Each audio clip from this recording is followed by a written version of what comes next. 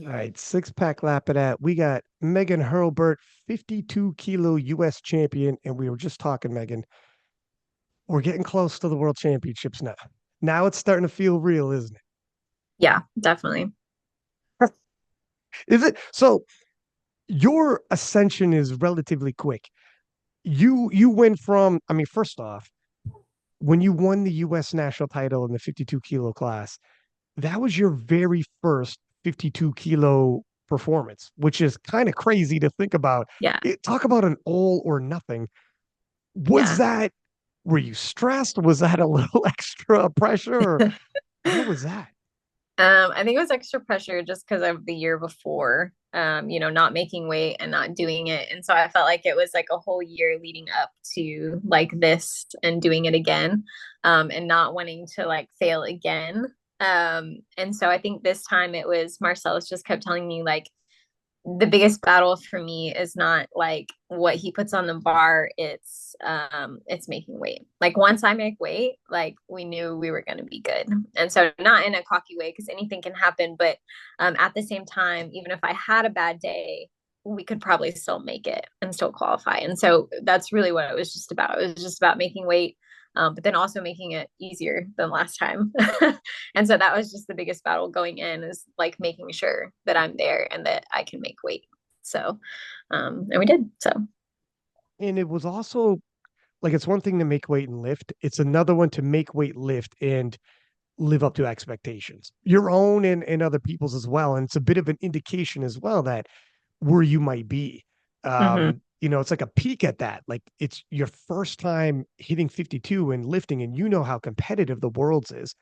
Yeah. And there was definitely, even though it was your 52 kilo debut, there was definitely anticipation for it, and Yeah. possibly even expectations. Well, if Megan does this, that, and the other, an instant contender.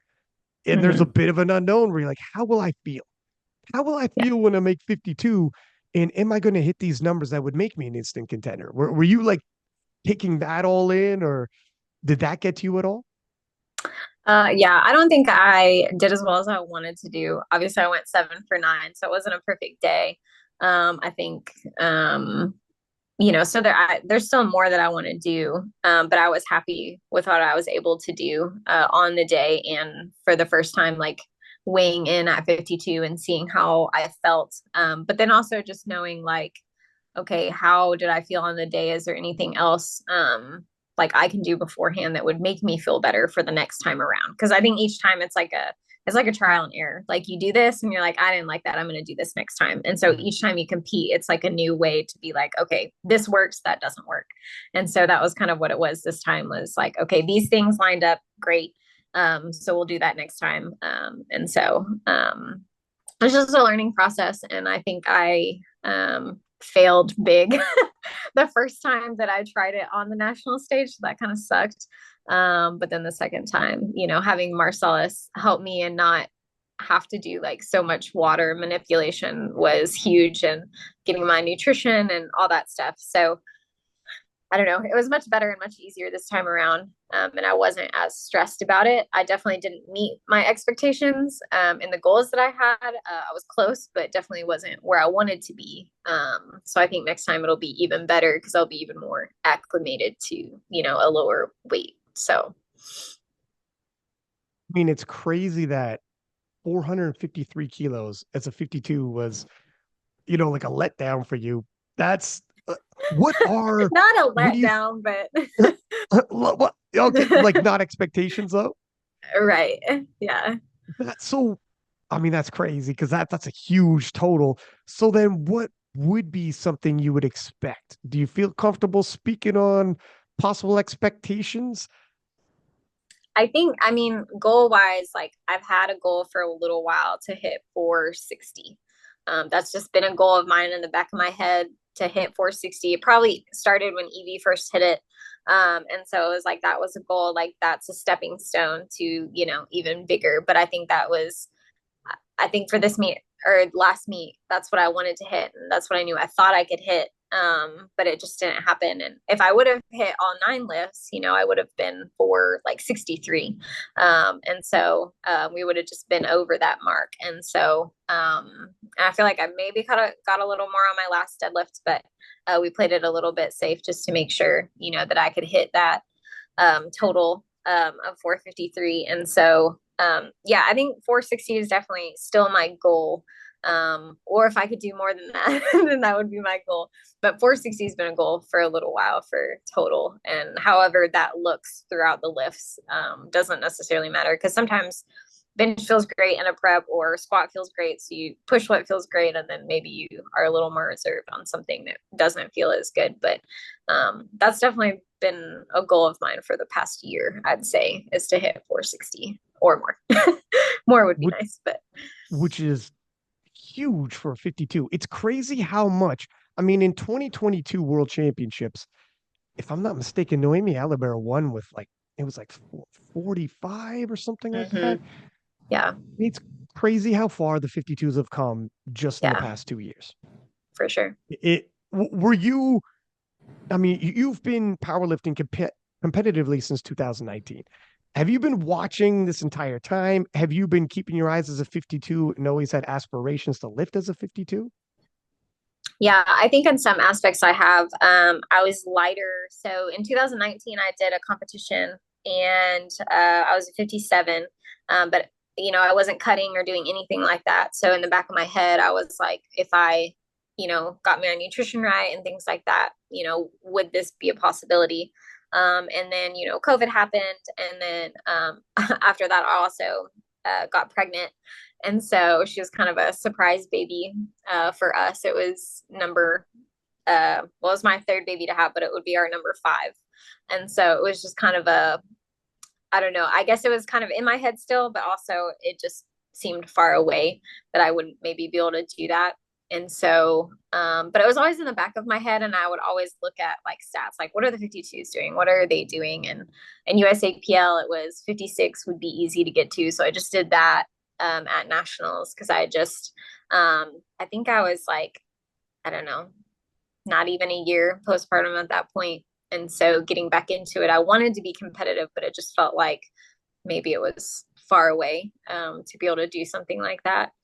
And so I have had it in the back of my mind, but I didn't know how to go about doing it, I guess, for a while.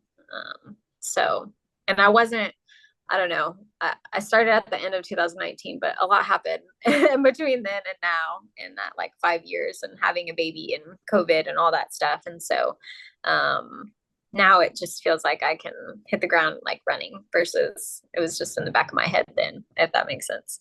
So when did you think that, well, first off, when you first got involved in powerlifting, was it to become a world champion, aspirations like that, to make it to the world championships? What was your initial goals when you found powerlifting? it's kind of funny. Somebody was like, hey, I was working at a gym as a personal trainer, and they're like, hey, you're kind of strong, you should do powerlifting. I was like, I don't know what that is. Because I was an athlete growing up, so I like to be competitive. And so they're like, oh yeah, you should try it. So I think like I signed up, and then like 2 months later did a competition, and I was like squatting once a week, benching once a week, deadlifting once a week. Like it was very like bodybuilder like type program for myself. And I even had the wrong belt on my first competition. They're like, you can't wear that. So like, What kind of a belt did you have? Belt. Did you have one of those bodybuilding belts that are Yeah. like, did you Yeah. like, Yeah. I didn't even know. Like I was just so like, oh, I'll just walk in, and and I even gave the lady my card, that has all your 9 attempts, and you're just supposed to write your first ones in. Well, I filled out all 9. And they're like, you can't do that. I had no idea like, what I was doing. I had no coach. Like, I didn't like, know. you're like, I'm pretty confident this is how my day is going to go. I already know what my 9th attempt is going to look Yeah. like. I planned it all out. I got it. Yeah. Yeah. And I remember on my last deadlift, they were like, are you sure you don't want to do more? I was like, no, this is what I want to do. And so, yeah, it was kind of funny. I think I missed a squat because I didn't listen for the commands either on my very first one, because I was so nervous. But it was just kind of like a fun thing to try. And so after that, it was like, oh, that was really fun. And everyone was really nice at the meet. And so then it became like oh, maybe I'll do it again. And it just kind of became like, I'll just try it again and do it again. And then I had a baby, and then I was like, well, I'll just jump back in after I'm done. And I wanted to get back into it quick. And so I think I did my first meet after her when she was like 4 months old. And so it was pretty quick that I like jumped back in. Because I did really like it. I really enjoyed it. I enjoyed the competitions. Like I enjoyed pushing myself. I don't think I really started looking at like what was next after meets until probably after I had my baby, and trying to see like, okay, what would I need to get for nationals to like qualify for nationals or whatever. I didn't even know there was like a worlds thing until even later Really? after that. Yeah. I mean, it just wasn't, I knew there was, but I didn't think like that would be me. Right. It was like, oh, Okay. whatever. It's just a national meet that I'll go to, try it, whatever. Maybe I'll be in the top 10 or top 5. I'll try that. And then it was like, okay, well, I didn't do well in my first nationals. And then it was like, well, I want to be better. I was like, well, what's next? What's better than this? And so it was just looking at each level next and seeing, and then there was a split. And so then it was like, okay, well, if I stay with USAPL, my top is nationals. But if I switch to Powerlifting America, is there a chance that my top end could be worlds? And so that was kind of like where I started looking and seeing like where I should go and what I should do. And so it was kind of in the back of my head once that split happened, was like, oh, okay, I see. Like, I got to make a choice. Like, do I think I can be at that level, or do I just stay kind of local-ish in the US and just compete? But I like to push myself. I'm pretty competitive. And so I definitely thought, oh, I'll shoot my shot, see how it goes. So I mean, that's it. So for you, the reason why you went the IPF route is it's the allure of the world championships and competing at yeah, worlds. yeah, for sure. And were you at the time, so you were eyeballing the 52s. And when obviously then you must have seen when Evie Corrigan did Mm. the switcheroo on everybody at Mm-hmm. Sheffield Yep, and did what she did. And it was, I mean, talk about putting the 52s on the map and bringing a lot of attention to the 52s. absolutely. What was your impression of that? What is your impression of the 52s right now? Because you were in the mix 460. Like obviously Evie's got a bit of a spread, Mm-hmm. but you and Noemi is going to be a close, exciting battle. Noemi, two-time world champion, legend in Yeah. the game. And you're not, you can keep Evie honest. Mm-hmm. Depending on what you bring to the table, if you were Right. 460 range top end at PA Nats, who knows what your top end range might be by the time Worlds come. Mm-hmm. But yeah, what was your impressions watching these ladies, watching Evie emerge in their battles? Yeah, I mean, seeing Evie the first time was kind of like a wow moment, but also like a oh crap moment, because she like raised the bar, right? It's like exciting, but then you're like, wait a minute, I gotta do that too if I want to be at that level. And so it's exciting to see that, somebody is pushing that a little more. And so it is definitely exciting to see, but then you're like, okay, well, I gotta step it up too, because I want to be at that level. I want to, have that big total. And so following her for a couple of years now, I mean, she's just, I don't know. I don't think I feel like the second Sheffield, I don't know if she got as much recognition as she should have, like about how much more she even did, because everyone else was doing it just as much too, I feel like. And so, but if you were 52, you were like, dang, Yeah. like she's strong. And so Hmm. that's, I think it's weird to think of myself in that mix. It's intimidating, but also exciting. But I don't feel like when IPF put me with Evie, I was like, what? Like on their Instagram, I was like, what? I was like, this is crazy. This is not real. I don't know. So it's exciting, but it's also like it's a confidence thing for me. I have to tell myself like I'm at that level and I can do this. And so for me, it's definitely intimidating, but at the same time, it's like I can do this. Like I am strong enough to be there. I'm strong enough to be in the mix. And so yeah, I mean, I've definitely been following them for a couple years now, and so Evie has definitely set the bar high for the 52s. I'll be excited to see what she does at Worlds too. So yeah, it's exciting for sure. like you're going to be competing, you want to watch at the same time. But Right. well, when you compete, do you pay attention what other people are doing, or are you just like locked in, focusing on yourself?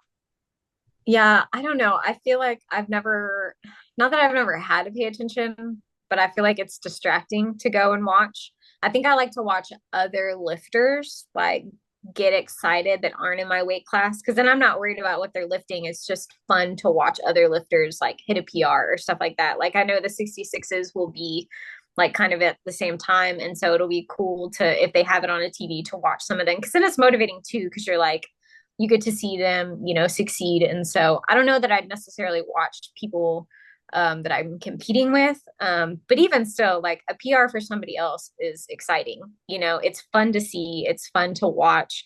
And it doesn't mean that it takes away from my lifts and my success to see somebody else succeed.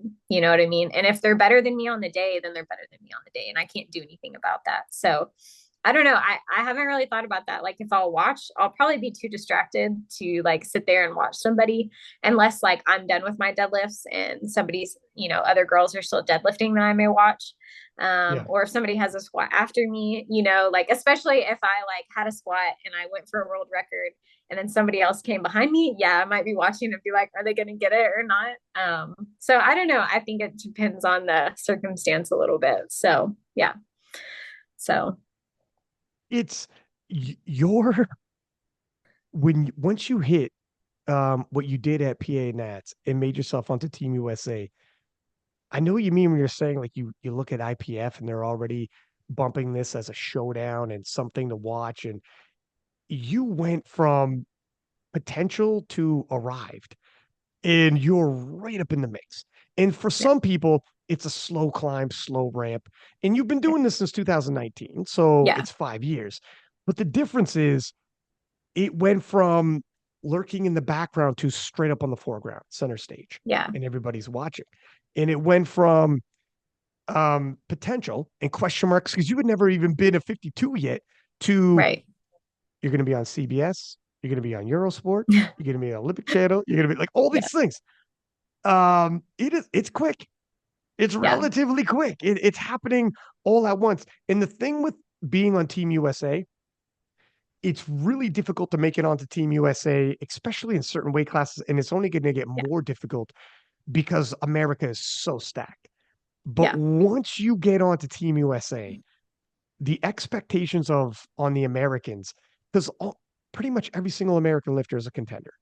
Every yeah. single American lifter is immediately in the mix. There's no soft Hmm. touches on Team USA, and everybody knows that. So it's like a Yeah. gift and a curse to make it onto Team USA. And Hmm. you are immediately into the foreground, like, oh my gosh, here we go. Um, Yeah. yeah, it's quite a bit for your first worlds. However, my God, what an experience you're about to have this summer. Yeah, for sure. To Yeah. show up there, meet everybody, and be right up in the mix like that. Are you staying afterwards, by the way? Yeah, I am. Yeah. So I'll get there a couple days before and then I'm gonna stay I think about 4 days after. So we'll kind of enjoy the area, probably watch a few other lifters too. So I'm excited. It's kind of like a vacation too. Yeah. So it'll be exciting to see another country. So You got to soak it up while you can.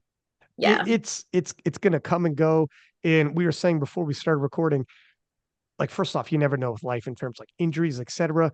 But you Right. never know when someone's gonna emerge when it comes to Team USA. Like Hmm. people come out of nowhere. You came relatively out of nowhere. Hmm. Um, so every single time you make it to a world championships, it's something special. Is it? And I was asking you before about, you got to keep your eyes on the prize, obviously, but this world championships is a qualifier for Sheffield, is a qualifier for the World Games, and the World Championships alone is massive reach. Hmm. How much of this do you think about? Do you allow yourself in training to think about World Games, to think about Sheffield, to think about, or does it come and go and you're like, ah, man, don't overthink about these things. It gets a little too daunting. How is all that impactful on you?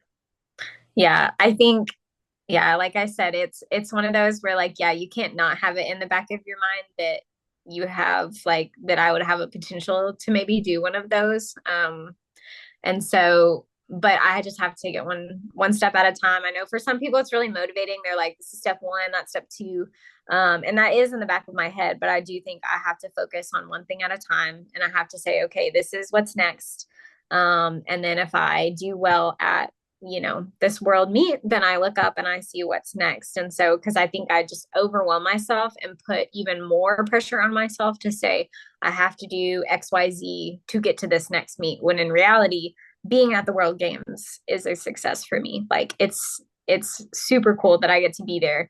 And so it's a huge accomplishment for me. And so I want to enjoy it. I don't want to look past it and think what's next. I want to Mm. enjoy my time and be successful, like where I am, and like, in that meet, and not stress myself to like do even more. I just want to have my best day. Like I said before, it's just about having my best day. And is my best day going to be in the top three? Like that's what I'm hoping for, and that's what I want. So yeah. That is like a key to life, obviously, is being present and Yeah. not looking past what you're doing. Yeah. It's super tough though. Like Yeah. we all do that. Once the first competition, I mean, once the first competition is over, you're thinking about the next one. But even being present during and just like Mm-hmm. soaking it all in, it's Yeah. huge. And it can be difficult. It's hard not to get away from yourself and start thinking the future. And also for yourself, obviously, top three, 100%, it would be a goal that because you qualify for World Games. Right. Um, and you would be, it'd be pretty tough to see you not making top three and on the podium Yeah. due to the numbers you got and whatnot. But is your expectations silver, bronze, possible gold, or do you think about that? Are you like, look it, I should be top three, I should be on that podium, but if my medal isn't this color, I think I'm letting myself down. Do you think about stuff like that? I have, but like I said, like my goal is like 460 or more. And so if 460 or more doesn't get me on the podium, well, then those other girls blew it out of the water. Yeah. Like that's, Well, you know what I mean? Like, yeah, if that yeah. doesn't get you on the podium, what the hell is going on here? Right, exactly, exactly. So I don't know that I've thought about like where I want to be. I definitely like Evie has like she's so strong, and she'll have the last deadlift, and so she has that advantage for sure. But anyone can have a bad day. Anything can happen. Like I was talking to you before, like anything can happen. Anyone can get sick. Anyone can get injured. I myself can get sick or injured. And so anything can happen. So I wouldn't put myself out of the mix for any of the medals, one, two, or three. But I can only control myself and what I can do on the day. And if somebody else puts up something better, then they put up something better. I just hope that, I can have my best day and have a 9 for 9 day where I feel strong and I am the strongest, and I'll see where it places me. And I think I can't say that like I'll be happy with third or I'll be happy with second or first. Like obviously first is the best, right? Everyone wants to be first, but also at the same time, this is my first world meet, and so being in the top three, just in general, is going to be a huge accomplishment for me. Not that I want to get third, but if I Right. did, would I be sad? No, it'd probably motivate me to do it again next year and to be even better next year. And so, yeah, I mean, I just want to have my best day and be my strongest on the day and feel good on that day. That's what I want. So, and again, How, I would hope it would put me in the top. So, yeah, for sure. How much is it, do you think, an advantage that you're coming to the world championships? Yes, it's the first worlds and there's a lot at stake for sure. However, your first worlds, you're coming in at this in in your 30s, mature. And if you were early 20s instead of early 30s, this happened 10 years earlier in your life because you have a good perspective there. The way you broke it down. Look, I got certain things in my control, certain things that are not. I have mhm. certain expectations, but you have, the perspective, if you will, to be able to be Mhm. like, look, it's my first worlds. Like I'm going to have more. Um, how much easier is it, do you think, to be approaching this at this point in your life than if this came to you in your early 20s? Man, I don't know. I'd probably be more done with training, that's for sure. I don't know. I'd probably be like pushing it like more than I would need to, maybe. That I could definitely see myself doing that. I don't know, early 20s. I don't know. I don't know where I'd be. I mean, that's before kids, and I don't know. I feel like life's chaotic, but at the same time, the chaos keeps me organized. So I would probably be a little more sporadic in what I was doing and where I was going. It'd be maybe a little more carefree. But right now it's very organized and everything. Like, I mean, my kids are going to summer camp that same week. I have to get them packed before I leave. Like, there's all these things I have to do. So in some aspects, it is a little more stressful. But at the same time, it's very organized, organized chaos. And so I don't know where I'd be. I'd probably be more sporadic, I feel like, and be, I don't know, possibly not as organized with my training, not as organized with my travel. Like, I don't know. I don't know where I'd be in my early 20s. I don't know.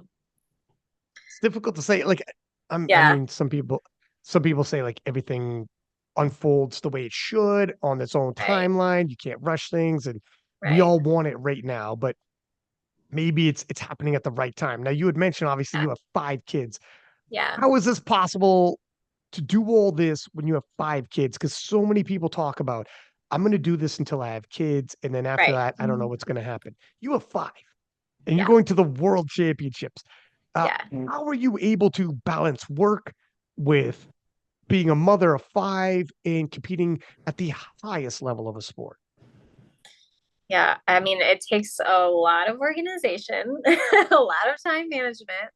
I have a really good husband that, he's super helpful, and he's a firefighter, so he works every like he works 24 hours, but then he's off for 2 days. And so we have a little more time, and he has more time with the kids too, so that, I can go train if I need to, or if I have a longer day of training, I can make it fall when he's home so that I have more time to train.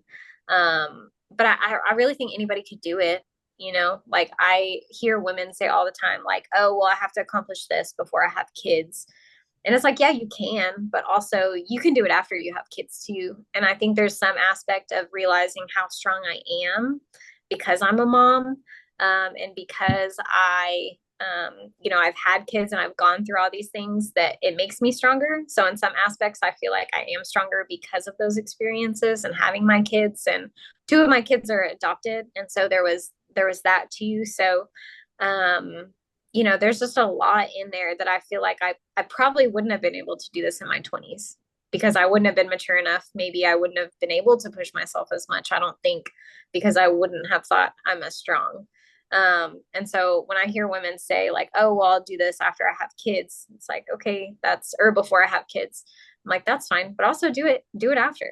Because I think the coolest thing is that my kids get to see me do this. My kids get to see me accomplish this. And one day I really hope that they can come with us and see this world stage and not just watch it on TV. Like, they're coming to Austin this week with us to the bench world championships because we live like 2 hours away. So we're all going. It's going to be crazy. But it's going to be really fun for them to see that and see that, if I work hard at something, I can be successful. And I think that's the coolest part of having kids and being successful like this is they see that. They see my hard work. They see what I put in. And they don't always see me, like, because I go to the gym, but they know, oh, mom's at the gym. She's working out. She's doing this. And even like when we're eating, like, we're having healthy meals, we're having things like that. And so I think in some aspects it's even better that they get to see it, and that hopefully when they grow up, like my 13-year-old maybe wants to start powerlifting, and so she'll get to see, like, hey, it's hard, but like you can push You through have a hard things. teenage daughter? Yeah, she's Right. 13. This is Yeah, good. It would be pretty flippin' cool to be a teenager watching your mom at the world champ. Like, how does she yeah, listen to podcasts, follow social media? Does she know people are talking about you? Did she see the yeah, IPF post with you? Like, it would be so crazy to, like, yeah, your mom. Is she gonna be going to high school next year? And like, yeah, my mom's on CBS. My mom's like in battles. Usually, when yeah. you go into high school, your mom's not cool. You don't want to, you're like, you don't want to be seen with your Yeah, mom. Does she yeah. think you're cool? I don't know. You're Maybe gonna say sometimes. yeah. I don't know. Maybe sometimes, I am still her mom. So it's like, yeah, I'm Yeah. kind of cool in that aspect, I guess, maybe. But yeah, I don't know. I think it would be just really cool for us to live together sometime too. If she ever wanted to do a competition and we do a local one together, it'd be so fun. Like, You know, I don't know. It would be fun, but I think I know she brags about, me to her friends and stuff, and she wants her friends to watch, and she's sweet. I mean, she's still, she's a teenager, but also like, I think she's excited to see. And so are the other ones. My youngest, so she's 13, and then I have two 9-year-olds and an 8-year-old and a 3-year-old. So like they're old enough too that they understand. And even my littlest one, she cheers at the TV on, my things. So she's sweet. So like at when I did the bench national competition, they all came because it was in Austin too. And when they were giving out awards, all I could hear was my 2-year-old yelling that she couldn't see me because somebody was standing in front of me when we were all lined up. She's like, "Mom, I can't see you." And she's like yelling. And that's all I can hear is just my 2-year-old being like, "Mom, Mom." But like, that's just fun, Yeah. Yeah. It's fun for them to see that. And so they're excited. So especially when I didn't make it last year and I missed weight and I wasn't able, wasn't qualified or anything like that, to go this year and call them and tell them that I made it and they got to watch it on TV, was really exciting. They were so excited. They're like, "Can we come?" And I was like, "No, not this time." You're like, absolutely not. I do Yeah. not need to be babysitting. Right. Like, yeah, it'd be super tough. And Yeah. it's not even a situation where you could bring your kids and your husband be like, "Don't worry, I'll handle them." No, no. Right. If you're mom, they don't give a Yeah. shit who's Oh, looking no. Yeah. after your Yeah. mom. You have to. Yeah. They're like, Yeah. "No, I see you. You're in the room. It's you who I'm coming for whatever." It Yep. just is what it is. Yeah, you would need Yeah. that separation. Yeah. It is actually pretty cool too, like not just the celebrations, but the trials and tribulations and what they're going to learn from this. Like sports Yeah. teach you a lot. That's why we Yeah. put kids in sports in schools, etc. Yeah. Because you learn right up on the fly what hard work gets you, or if you don't do hard work, or what Right. teamwork gets you, or following coaching, and are you coachable, etc. And Yeah. you get tested. You get your mantle tested. And for you last year when you missed weight, and then you went ahead and lifted anyways. Like these are Yeah. lessons that they're going to see with their mom on the Yeah. fly with everyone watching. It really is like they're taking a lot from you, Mm-hmm. whether it's a victory or anything in between, victory, defeat, or Right. everything in between. Right. um yeah, it is pretty cool. And you said you have 3 kids and 2 adopted. When Mm-hmm. did you adopt your kids? How old were you with the adopted, and how did that come about? So so my husband and I was 21 and we started fostering to adopt. He's a little older than me. He's 24. And so we started fostering to adopt. We knew that we wanted to adopt and we were having trouble having kids at the time. I was 20 when we got married. And then we were just having some trouble. And so we thought, well, maybe this is God just telling us to go ahead and start looking at adoption. And as we looked at other countries, we also realized I was way too young because I was 21. And people are like, you have to be like China, you had to be like almost 30 to be able to adopt. And so we were like, wow, well, that's not going to happen for a long time. And so we started looking locally, actually. We were like, why would we look at other countries when there's kids here locally that need our help? And so we started looking, we started fostering, and we did it for almost about 2 years. And then we got a phone call one day, and it was my son that was in foster care. Well, he was with my son then, but we got a call, and it was actually it was a family member, and he was in foster care, and they asked if we wanted to foster him, and we said absolutely. And so we were already certified foster parents, so it just made sense for us to take him. And then a lot of other things happened in between that. And that's when we got our oldest. She was 5 when we got her. So we got him. And then about a month later, we got our oldest daughter. And then we adopted them just a couple months later. And so we went from I had a baby while we were fostering in that time. And then our son and daughter, they're about 3 months apart. And so we had her, she was about a year old. We got him when he was about 8 months. Oh, And no then kidding. I was like 7 months pregnant. And then we got our oldest that was 5. And then I had our youngest at the time. So we had like three under 2 years old. It was crazy. It was chaos. That's crazy. Yeah, it was crazy. And so, we just went about life and it was fun. And we thought, oh, four's a lot. Maybe we should be done. And then, Maybe we should COVID be. happened. Yeah. Yeah. And so, everyone at that point was old enough to be buckling themselves and just honestly going to the bathroom by themselves. We're like, this is kind of nice. Maybe we should be done having kids. And we booked this was our 10-year anniversary. And this was going to be the first time that we ever took a trip by ourselves. And so, like 2 weeks before we left, I found out I was pregnant. Oh God, of course. Of course.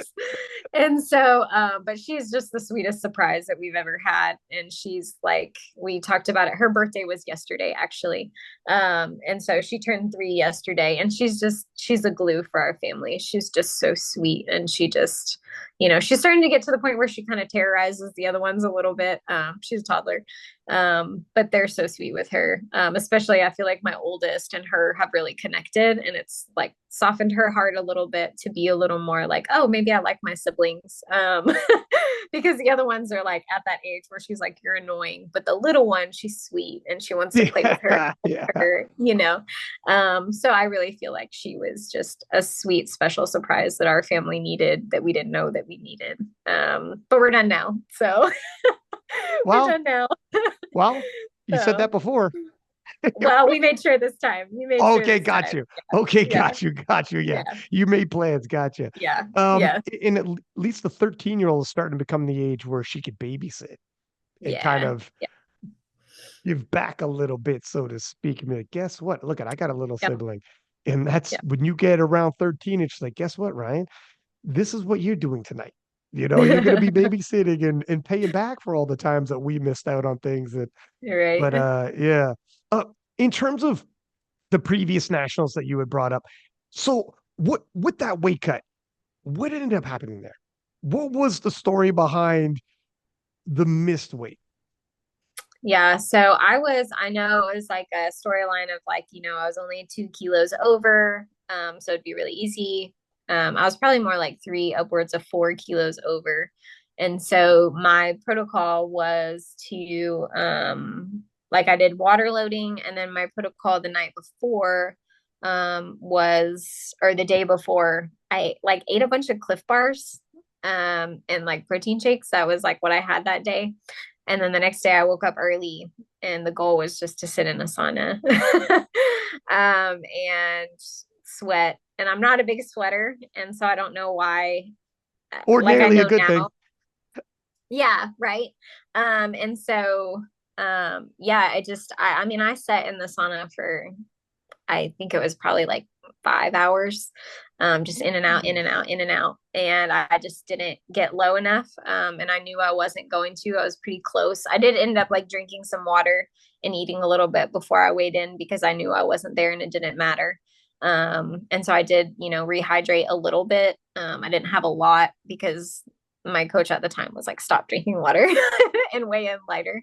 But I needed something. And even my husband was like, you look terrible. He didn't say it at the time, but like in his head, he was like, I looked terrible. I looked dehydrated. I just did not look good. And so, so it just didn't work. And that was the first time I ever tried to get down to 52 also, which is crazy, to do it on a national stage and to not succeed really sucked. And I really thought I could get there. I thought it would be easier than it was. But I realized I needed to do, and maybe if I would have had a couple more hours, maybe, but also like I probably wouldn't have been able to perform like at all, and just been totally drained.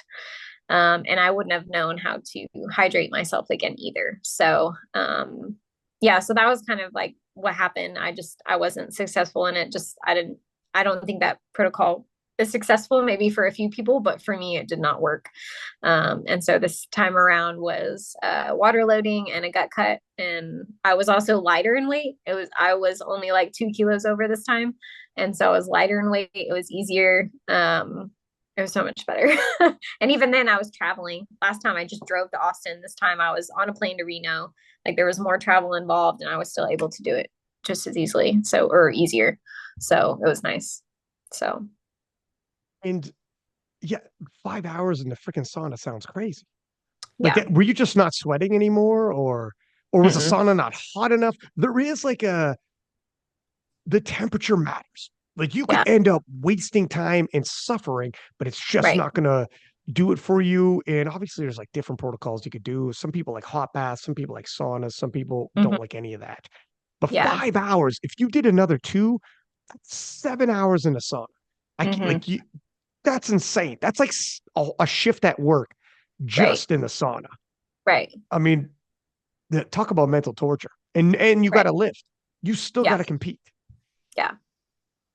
Yeah, that's tough. That's Yeah. the toughest. It was a lot. Yeah. That It was was a a lot. lot. Yeah. And where did you get the protocol leading into that one? Was it just like trial and error on your own end, a little research, or yeah, where did the protocol come for that cut? That was when I was being coached with Chance. So that was like his protocol. Maybe that's what he did and thought it would be easy. I don't know. Or maybe he sweats a lot and it was easy. I don't know. And maybe It's maybe my different. sauna wasn't hot enough. I didn't know, you know. And that was the first time I've ever done that. So it was like I don't know what I don't know at that time either. And so and also to have all those carbs the day before, like I didn't know that could help me hold water. So I don't know. I feel like it was several things that I didn't know what my body was going to do. And so and that I needed to probably be a little lighter coming in. And so yeah, that was his protocol, and maybe that worked for him, but it definitely didn't work for me. And I'm a lot smaller than he is, so you know maybe he didn't realize that being smaller, it's harder to like lose that last little bit. So yeah. How tough was it afterwards when you had the goal, and obviously the world championships would have been on the line for that, and Hmm. you realize like, holy smokes, the world champion, I'm not going to go to the world championships. Like that Yeah. must have been, in terms of your career, the hardest part. Yeah. Yeah. I mean, I think it was in some aspects, it was like the embarrassment that came with it that I wasn't anything that day to anyone. Um, not to my Sounded family, harsh. obviously. Jesus. That does sound bad. I wasn't anything to anyone that day. It's like, Jesus, Well, just wet, like I Megan. was not, But I was not in the mix like at all. You I know what got I you. mean? Yeah. Like I Yeah. was just a guest lifter, like but that's how it felt in my head. Like I wasn't anything that day. No one was watching me. Like it was whatever.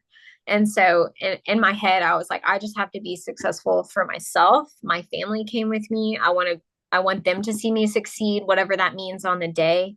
And that day, it just meant doing well for myself and for my family that came to cheer me on.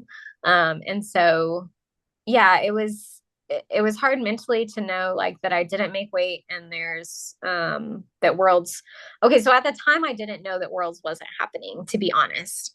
Really? Because yeah, I was told that like there was a small chance and that you never know. Um Maybe that was just motivation and somebody just, you know, I don't know, lying about it. I don't know. Well, Um I think they could put you as a reserve and then see right, what happens if people drop out. Like right.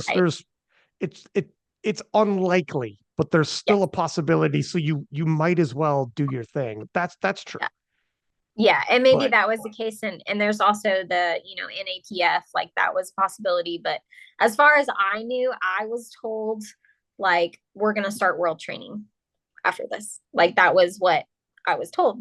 And so I guess in my head, my performance still meant something on the day, to an extent. And then after I did well, it was like, okay, we'll just start training with it because you probably have a good chance for like your IPF total per se my IPF total was still up there. Or not IPF total, the what is it points, you called?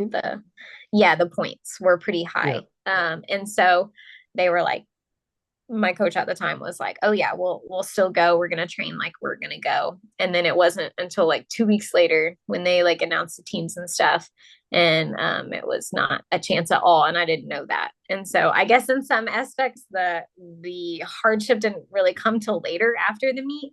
And I could have done, the NAPF, but it would have cost a lot of money and it would have been a lot of travel, which would have been fun. But we decided to spend that money and go on a family cruise together instead of going and competing there.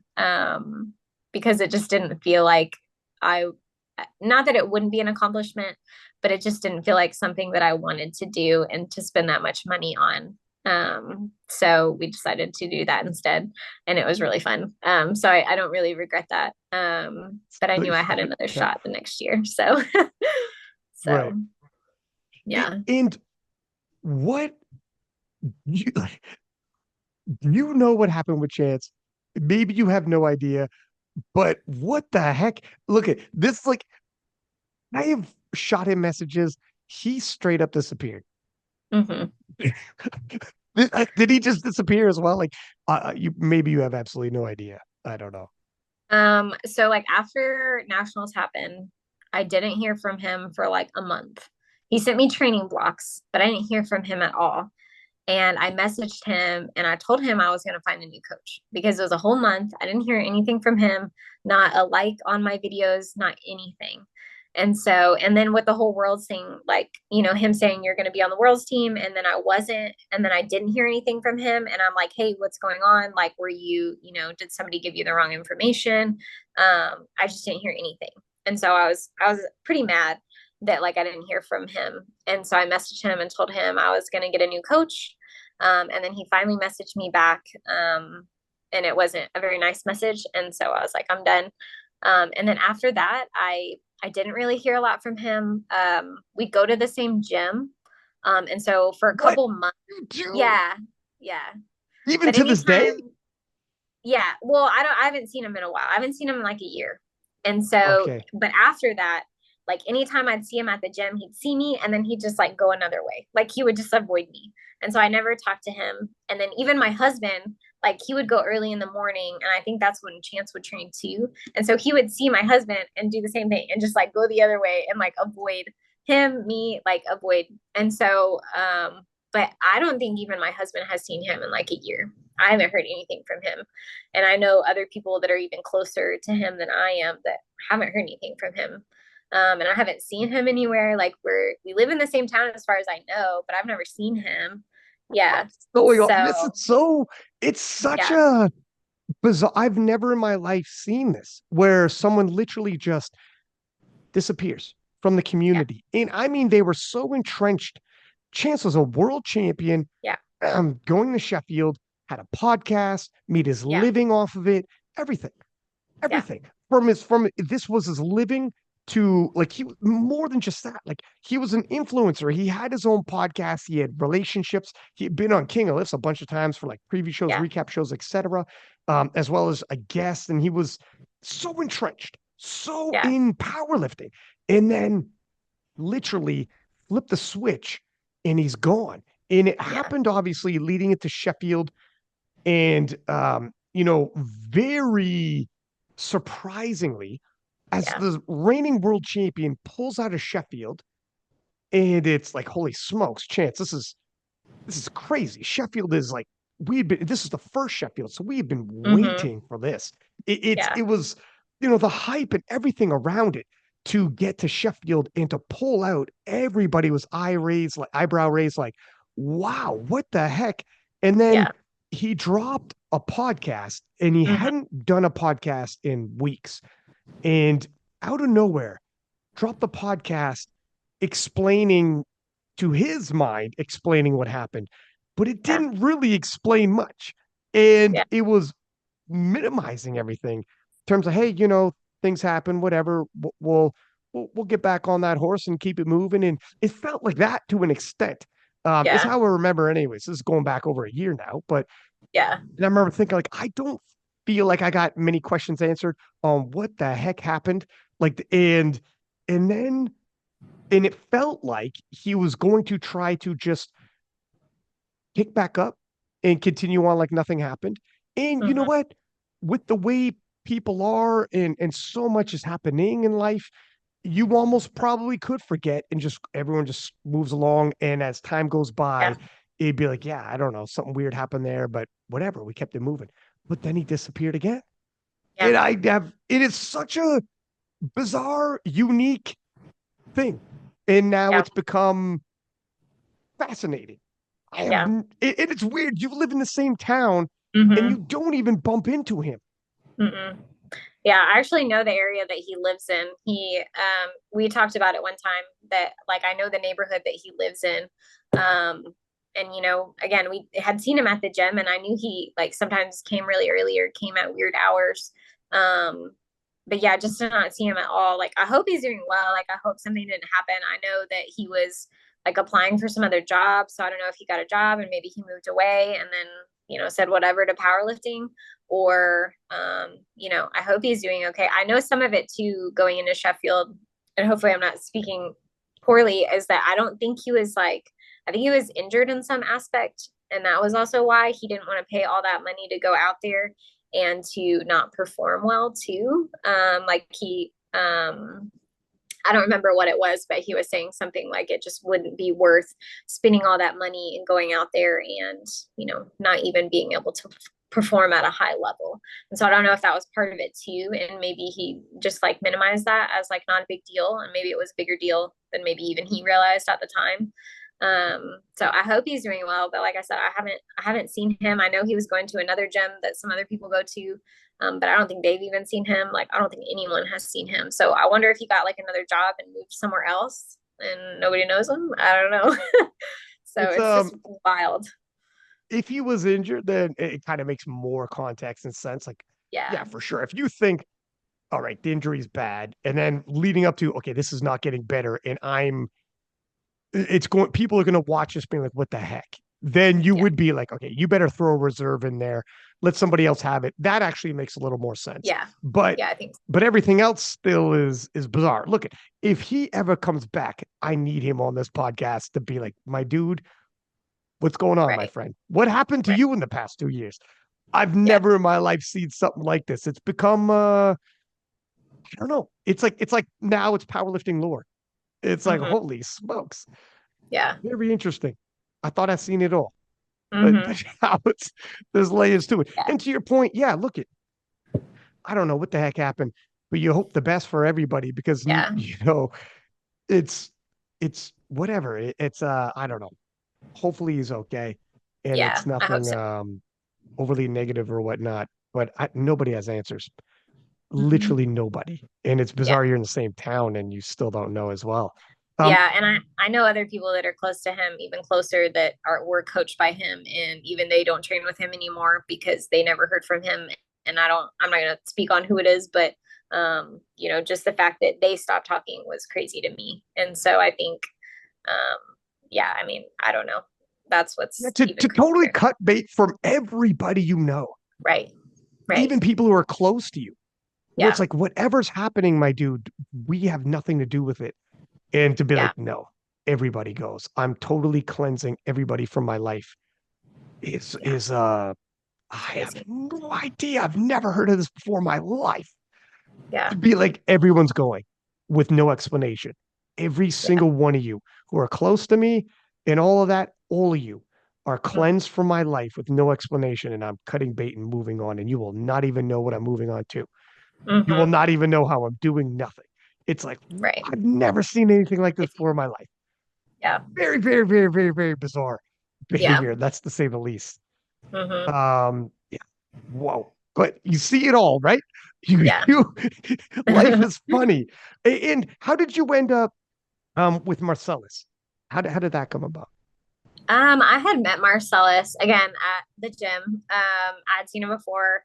Actually, it was funny. The first coach that I had before Chance, I had asked Marcellus for a lift off or something like that or a spot. And my coach was like, "Do you know who that is?" And I was like, "No." It's like I wasn't in powerlifting a lot, and so I didn't know who he was. And they're like, "Oh, that's Swolefester," and I was like, "Who's that?" I just thought he was some guy at the gym lifting, some buff guy at the gym.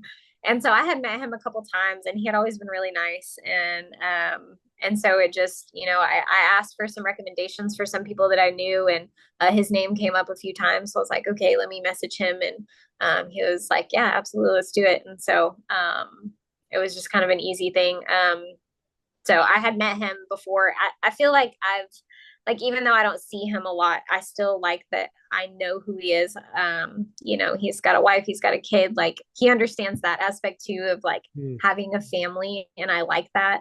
Versus like Chance was a little more like, why do you have excuses about, why do you got to change your days? Why do you got to do this? Like, I got Right. a lot going on. So it's like to have somebody that I can say like, hey, listen, I planned this already, but like I have this going on this day. So I got to move this training to this day and I'm responsible with it. And Marcellus knows that like, I'm still going to put in the work. It just may vary day to day on what that looks like. And so I like that he has a family. So he understands when things come up, kids get sick or things like that. And so, yeah, so I just messaged him and he was like, yeah, absolutely. So, and I had not heard a negative thing about him either. Like going into it, like anyone that had trained with him liked him. Even people that like didn't train with him, if they asked him for advice, he always gave them a bunch of advice, like even though he wasn't even training with them. And so that was really cool to me that he likes the sport of powerlifting and loves it so much to help other people around him. I could appreciate a lot. So, and I knew with his clients, he'd be even more, you know, like in depth with responding and things like that. And so, in coming from a coach that didn't respond very often and then, like didn't respond, I definitely wanted that and needed somebody that was going to, respond and, so yeah. Yeah. So, Does he do your yeah. nutrition as well? Because I know he does that as well for some athletes. Yeah. Yeah. I mean, we did, yeah, he does do my nutrition. Yeah. It helps. I mean, sometimes you don't necessarily want to try to do it all as a coach if you're not, comfortable with it. Right. So sometimes it's good to raise your hand and say, hey, look, this is my expertise. But also on the flip side, if you can, and Marcellus does, Mm-hmm. you can pair the two together and it's easier to be like, look at because I'm slashing calories, I've changed training like this, or because training's going up, I've done this with the cat. Like you could Yeah. balance them out together easier if you could do both. However, Yeah. but I can't stress enough, if you are a coach and that is not your jam, don't don't take it on like it is Right. because the opposite can happen. And Yeah. when everything's fine until bad things start occurring and you don't know how to problem solve your way out of it because Right. you're out of your element, out of your depth. And Mm-hmm. I think sometimes all of us try to be too much for too many people and Yeah. don't say, this is not my jam. This isn't my expertise. I'll do this, but you're going to need another coach for that. And that's actually confidence. That's Mm-hmm. actually, I have more confidence in someone if they could do that. So that's why, like a guy like Marcellus who can do both is Yeah. great. And I fear other people will be like, that sounds amazing. I'm going to try to do both. It's like, don't try to be Marcellus if you're not Marcellus, you Yeah. know, because I do get the advantage of having a guy who's programming and nutrition and he could totally balance it out and he totally Mm-hmm. understands this is how you're going to be feeling because of what I did with your nutrition. So Right. I'm going to accommodate with your weightlifting and vice versa, back and forth with it. It's Mm-hmm. a massive advantage. But yeah, it's a tough balance. And yes, Marcellus has a lot of lifters going to the world championships this year. This year's Mm-hmm. big for Marcellus too. We're Yeah. talking about this for you, the first worlds. This, I think I'm not speaking out of school with this is Marcellus's first time with lifters at the World Championships. I think at least open, if I'm not mistaken. And talk about a first year. Holy smokes! From Mm-hmm. you to Ashton to Bob. I mean, he's got some killers on the roster. And it Yeah. wasn't like it's not because this is Marcellus's first year, big year. It's just all of his people happen because of the split, happen to not be in the IPF. You Yeah. think, well, they are. And this is going to be it's going to be interesting. Do you guys on the Craftsman? Do you guys like all talk? Is there a group chat, or is it? I don't know. I don't know how involved. And even if you are, I know you're a mother of five and Yeah. you got your own life going on. So I don't know how involved you would be, anyways. Yeah. I don't know Ashton or Bob super well. Petrie actually trains at the same gym with me. So he handled me Oh, at a really? meet He does over the too? summer. Yeah. That's cool. So He's cool. yeah. So we've gotten close and we train together sometimes. And so that's fun. So we talk a lot and then we have a group chat.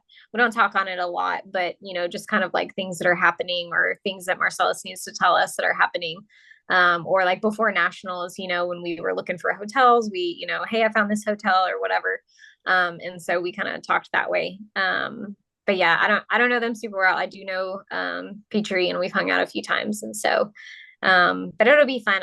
I'm not staying as long to watch all of them, unfortunately, because then I'd have to be staying like, I don't know, almost 2 weeks to watch all of them lift. So that kind of stinks Mm. that it's not closer together. I kind of wish it was because it's so drawn out that, I'm going to already be gone 8 days. And that's a long time to be gone. That'll be Mm. the longest time I've been away from my kids. And so it'll be hard because I have to get there before my meet. And since I'm, a lighter lifter and they're all kind of not heavy lifters, but they're on the backside of it, that I won't really get to watch them. So I'm kind of sad that I won't get to watch them compete, but I'm excited and it's been fun to get to know some of them. And I didn't meet Bob until after nationals because he was like a hermit. Like I didn't even see him until after he competed.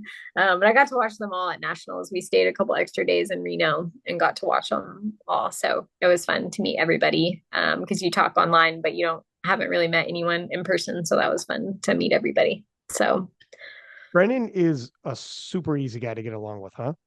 yeah, Like he's hanging super. out with him in person, it is pretty super duper easy. He's a pretty easygoing, funny dude that Yeah. and what happened with that video that we shot at the casino after PA Nats? Oh, I have no idea. I never heard anything about it or What saw the heck? anything about it. Yeah, I don't know. Maybe we're just all too awkward in it and they didn't want to post it. I'm gonna message Marshall. I just thought of this now. I'm Yeah, gonna yeah. message Marshall and be like, hey dude, we shot a freaking video. What happened? Unless they're hanging on to it and they're gonna drop it closer to Worlds. Maybe right Because it before. Yeah. was for anyone listening, we shot a video promoting Team USA and the Team USA's arrival to the World Championships. And it was funny. Remember, they were like, Mhm. six pack, you should like be like, yo, Team USA, we're coming. And I'm like, that sounds cool, dog, but I'm not American, right? Yeah. Like Team Canada would be like, okay, all right, well, Yeah. that's gonna be awkward. But I don't want to spoil it, but they could put me in the video in the way that they did put me in the video Yeah. Yeah. if the video comes out. But Yeah. holy shit, remember how cool Brennan looked? My man looked like Mhm. freaking like a James Bond meets Blade type. He looked cool as hell in that video. Definitely needs that video to come out. Yeah. But yeah, that was fun. And what is it like for you to be on like Team USA? It's I don't know, it still doesn't really feel real. It's hard, like it's like I said before, it's hard to feel like I'm at that level and that I am going to this next level. Like I've already messaged Meg and be like, what do you do like as a mom, like how do you do this, I'm like, what are your travel recommendations, like I just don't know. And so, and she's the only other woman that's a mom on the team, and so it's like it's different, not in a bad way, but it's just a little bit different.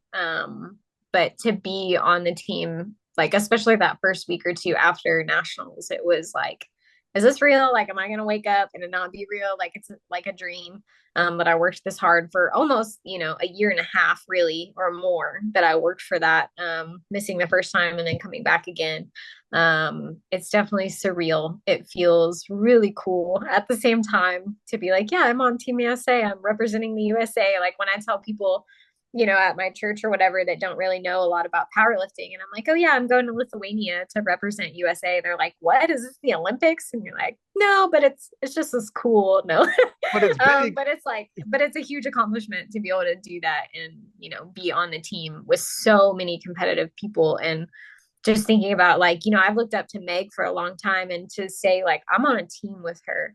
Like maybe I'm not at her level. Like I'm not going to say I'm at her level, but like, oh my gosh, to be on a team with her is so cool. Like it's so cool. Like, yeah.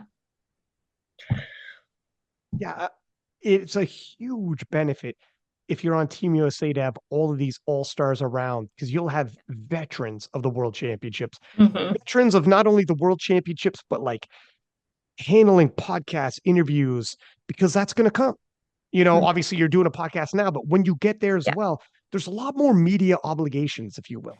Like Yeah. there's interviews before, afterwards with the federation, with possible Eurosport, with Hmm. SBD and sponsors and whatnot. And there's a lot of stuff that comes with the world championships now that didn't previously in previous years. And working your way through it, even in terms of cutting weight while traveling. Well, if you take a plane 30,000 feet in the air, it impacts you differently in Yeah. terms of all of that. When you want to get in, dealing with time zone changes, etc., and Yeah. having veterans that can help you out when things Yeah. get a little stressful. And like Megan Scanlon's in the same hotel as me. I could literally call her room, hang out with her the night before. You're a little nervous, and you got like Meg and all of these, like the Yeah. whole team Hmm. with you. It's going to be so much easier as opposed to being in a nation that everyone is kind of in the same shoes as you. Like, I don't know. Yeah. you Yeah. know, like I, I'm Yeah. I'm not sure where I should be and when I should be there. I Yeah. don't know the whatever, all of that. Yeah, I mean, Yeah. Matt Gary is your head Yeah. coach. You know how good of hands you're in when Matt Gary's your head coach. You're not missing any rules meetings. You're Mm-mm. you're not missing, like the weigh-in times or any kind of changes that might occur, lot numbers and what that means and Yeah. all of it. He's got you. Yeah. He's got you. Like for you to show up and Matt Gary's going to be doing like FaceTimes with you in terms of the game plan, A, B, and Mhm. C, everything. And when the battle is on and raging, and you guys have your game plan settled and the goals you want, it's him who's driving that car, being like, I'll Yeah. get you there. I'll Yeah. load the bar with what we need to load the bar with. And if things go left, right, whatever, he knows how to make those adjustments and make those calls. He's been in so many battles at so many levels. Yeah. It's such a thank God. Like again, the gift and the curse of Team USA. Brilliant, Hmm. get on the team. Yeah. We have so many talented people who won't get on the team, and they are world class. But if you Hmm. get on that team, Yeah. holy moly, it's an experience. Yeah, for sure. Yeah, I think Um, something really special that like Matt sent me a message like after nationals, because Susie was in that class for such a long time in the 52 mm, class. And so, he sent me a message about how special that class was to them and how much they're looking forward to, supporting me on the day. That meant so much to me that, like, and also after nationals, like Susie came up and gave me a hug because I beat her national record. And just to be able to, like, she was so excited for me that she beat it, or that I beat it, that I beat her own record. She's just so sweet. So to have them and have their support is just so cool. And yeah, I mean, Matt is on everything, like the emails, the everything. And maybe people think he's like spamming us, but for me to be organized, I'm like, this is what I need. I want this communication. I want somebody to tell me what's going on, what it's going to look like. I appreciate that for sure. I 100%. mean, yeah, like it's better that than the opposite. Trust me. Oh yeah, It's better for sure. too much information than too little. Let's take a 2-minute pee break for a second here. We'll come Okay. back. Sound good? Okay. Okay. Sounds good. Okay, we're back. When you first started powerlifting, who were some of the lifters that you were following? Did you like start watching, or do you even watch as a fan? Do you watch the world championships and watch powerlifting? I don't think I started watching the world championships probably until like, I don't know, 2021 actually. Like I said, I didn't really know it was like that big of a thing until later on. And so that's when I started watching. I was following Meg for a while because she was with USAPL. I feel like I probably followed a lot of USAPL lifters and not necessarily any international lifters until later on. So Meg was one of the biggest ones that I followed for sure. There's a lot of other people that I followed in the USAPL. I definitely started following Noemi when I started, looking at, oh, what are the 52s doing? She was, the big shot 52. And then I started following Evie and then several others, that are bigger like Jessica and people like that I started following. So I don't know. I'm not like huge on social media. I feel like in the past year I've tried to be better about it. But it's just so time consuming sometimes. And the only thing I want to do it is just like watch videos, like silly videos. That's the only thing I want to do on it. I don't always like follow a lot of people, but I'm trying to be better about it, for sure. Because that's just how everyone does things now. Mm. But yeah, I mean, definitely a few like big names, but I didn't start doing other countries really until a couple years ago. I feel like that started being like, oh, what are other countries doing? Like France is huge. Like when we follow all these France lifters, especially on the women's side, they're huge. Leia, people like that. So yeah, so Do you follow the men's side as well, or mostly the women's? mostly the women's. I probably follow more, like obviously US, like I follow the men's side. And I follow Joe Jordan. I actually met in person at the Texas Fall Championships. He and I both were coached by Chance. And so I had talked to him a couple times. So I follow him and we'll be lifting on the same day, which is really cool. And we're going to hang out after the competition. I've already talked to his girlfriend. We're going to do lunch or something. But but yeah, I don't follow a ton on the men's side. More so US, but yeah, I just haven't, I don't know. There's obviously some that I follow, but yeah, haven't followed as many probably. So definitely more the women's side because I feel like that's, where I am. Right. So Yeah. yeah. It's more relatable, obviously, for you. Yeah, for sure. Yeah. I mean, seeing a guy squat 800 pounds isn't really fathomable, even still, even though you see it happen and they're like, yeah, you're 1,000 pounds, you're like, oh, is that real? Like, is that really a Yeah. thousand pounds? It's hard to Yeah. imagine, Yeah. So, In terms of powerlifting and viewership and whatnot. Well, so you started watching the Worlds in 2021. That would have been Noemi at the yep. time, and 2022 as well. And I think that was her first world titles, 2021. But so watching this, and Evie's been on the podcast and discussed she doesn't know how long she's going to be at 52. She's Yeah. obviously making another run, and she collected a world Hmm. title after Sheffield. She's going to try another go again at this world championships, and we'll see what happens after that. But she's talked about how maintaining 52 kilos, I mean, she's not short. It's Hmm. difficult. And she is super duper lean when she makes 52. Yeah, But she she's looks really making it. lean. Yeah. Yeah, she is lean, but she's making it. But at some point, she's talked about she'll probably go 57.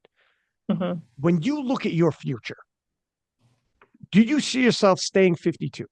And what do you think that looks like? Because obviously Evie's up there, you're up there. If Evie leaves, you're a front runner. We're Yeah. talking a big time front runner. Yeah. And if you pay, obviously you're a fan of Meg, and you've seen Megan has gone to world Hmm. championships, and it took a couple attempts. Now she's a world champion. She's going this year. She's going to be a favorite. Hanging Hmm. in the pocket, a lot comes to someone who hangs in the pocket and keeps Yeah. showing up. What are your future plans? I don't know. As of right now, I see myself being a 52 for a while. I mean, like I said, I've already had kids. Like, nothing in that aspect is going to change. I think it was a little harder to get back after having kids. But it's definitely something I can see myself doing for a while. I don't feel exhausted being lighter. Like I'm only 5 foot, so for me, it's not that big of a deal, I guess. There'll probably be off seasons where I try and gain some more and then lean back down. I think that's good for your body to do. So we'll probably do that. And, if they can just set like I don't know, nationals and worlds, like, and we just roll with it. We just do the same thing every year. I think that would make it easier too, because then well, this is my off season. This is when I need to be on. I mean, you looked at Waskar, gained a lot and then came back down, and so it's like, not that you want to gain that much, but it's possible, and it's a good thing in off season to gain a little bit, and then lean back down, and there's nothing wrong with that. And so maybe during an off season, I would see how I feel a little bigger, but I don't like myself. Like, I don't know. I've never done it like slow either. I've always been, ever since having kids, tried to get back down. So I think it would be mentally hard for me to be like, oh, I'm going to go up. That would be kind of hard. And then I'll also, I have Natalie like in that class. So it's like, in my mind, if I'm going up to 57, I'm going to be in a master's. Like I'm not, I'm not competing against Natalie. Like, let's just be real. Um, you're just not. And so I think I could see myself going up to 57, like as a master, if I wanted to go that route. But I think as of right now, I feel good being a little more lean. I like the way I look as a 52. And so I don't have any plans to move up. And like I said, I'm 32, so I'm not, like a teenager who still is about to go into their 20s, 30s. Like I'm already there. And so I feel like if I can just maintain and feel good where I am, I don't think I have any plans as of right now to go up. Because I mean, I like my body composition at this weight, just to be honest. So it'd be hard for me to like try and gain into another weight class. I think would be, I don't know, kind of hard to do, mentally more so. So what are your goals for powerlifting? I don't know, one step at a time. Well, You put know, it this way. Put it this way.